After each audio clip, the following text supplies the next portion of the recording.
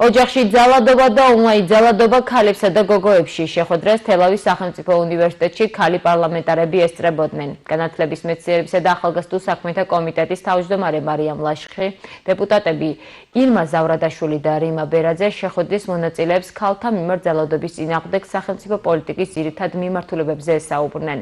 ოჯახში ძალადობის ფორმებსა და არსებულ სახელმწიფო სერვისებზე პრეზენტაცია წარადგინა შინაგან საქმეთა სამინისტროს ადამიანის უფლებების დაცვის დეპარტამენტმაც. ქალთა და გოგონების მიმართ ძალადობის 16-დღიანი გლობალური კამპანია დაიწყო. საქართველოს უერთდება და პირველი ღონისძიება თელავის უნივერსიტეტმა უმასპინძლა.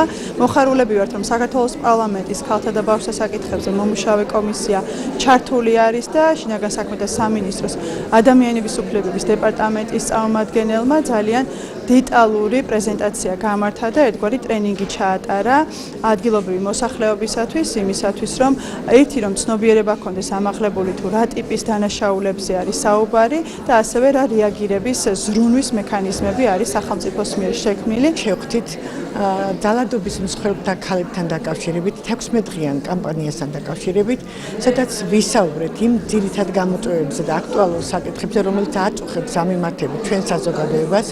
შინაგან საქმეთა სამინისტროს მიერ მიწოდებული იქნა ყველა ის ინფორმაცია, რომელიც ამასთან დაკავშირებით ახორციელებს სახელმწიფო და ზოგადად ყველა ის სტრუქტურა, რომელიც ჩართულია მეტად მძიმე პრობლემის მოგვარებაში, რა თქმა უნდა, იყო შეკითხვები ახალგაზრდობის მიმართ, რომლებსაც გაეცა მაქსიმალურად პასუხები, ამომწურავი პასუხები იმ საკითხებთან დაკავშირებით. რა თქმა უნდა, ეს იმას არ ნიშნავს, რომ 16 დღის განმავლობაში უნდა იყოს ეს საკითხი მხოლოდ აქტუალური.